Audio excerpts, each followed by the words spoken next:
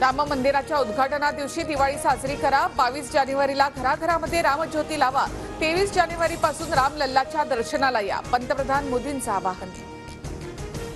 माझी गॅरंटी म्हणजे मी जे बोलतो ते करतोच, अयोध्या नगरी याची साक्षी, पंतप्रधान मोदींचं विधान। तंबूत राहणाऱ्या प्रभू श्रीरामांसह 4 कोटी गरिबांना पक्की घरं दिली। भव्य श्रीराम मंदिराच्या बांधकामावरून मोदींचं वक्तव्य।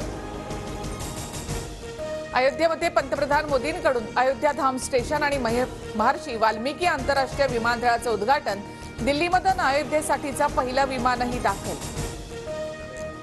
पंतप्रधान मोदींकडून अयोध्येमधून 2 अमृत भारत आणि 6 वंदे भारत एक्सप्रेसला हिरवा झेंडा। जालना मुंबई वंदे भारतही आजपासून सेवेत। अयोध्येमधील मुख्य महामार्ग आणि प्रमुख चौकाला बाळासाहेब ठाकरे यांचं नाव द्या, मनसेची पंतप्रधान मोदींकडे मागणी। छत्रपती संभाजीनगरमध्ये खासदार जलील यांच्या समोर जय श्रीरामच्या घोषणा। वंदे भारत एक्सप्रेसच्या शुभारंभ कार्यक्रमात एमआयएम आणि भाजप आमने-सामने। वंदे भारतच्या उद्घाटनाच्या निमंत्रण पत्रिकेवरून नाराजी नाट्य, नाव का वगळलं? एमआयएमच्या जलील यांचा सवाल, तर पालकमंत्री मंत्र्यांचं नाव नाही हे चुकीचं, शिरसाट यांची नाराजी। महाराष्ट्रामध्ये आणखी एक जालना मुंबई वंदे भारत एक्सप्रेस सुरू। उपमुख्यमंत्री देवेंद्र फडणवीस, रावसाहेब दानवेंसह अंबादास दानवेंचा ट्रेनमधून प्रवास। राम मंदिरासाठी बाबरी ढाचा पाडला तेव्हा मी अयोध्येमध्येच होतो, जेलमध्येही गेलो। ठाकरे गटाचं योगदान काय? उपमुख्यमंत्री देवेंद्र फडणवीस यांचा हल्लाबोल।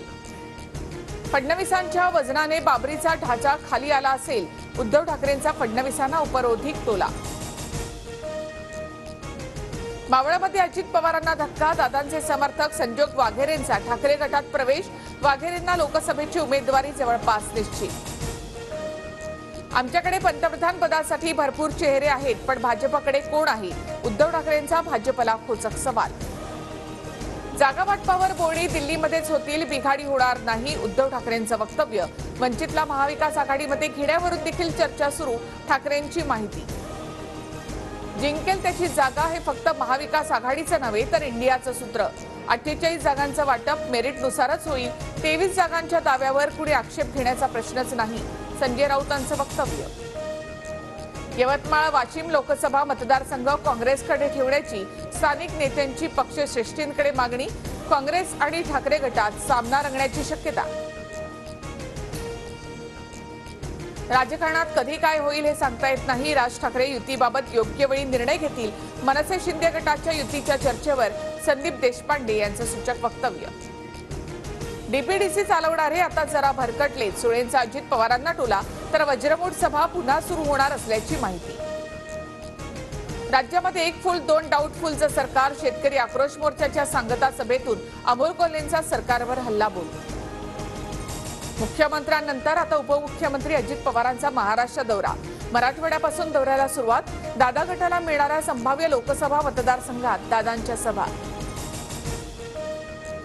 अजित पवारांचा महाराष्ट्र दौरा राजकीय की लोकांच्या हिताचा?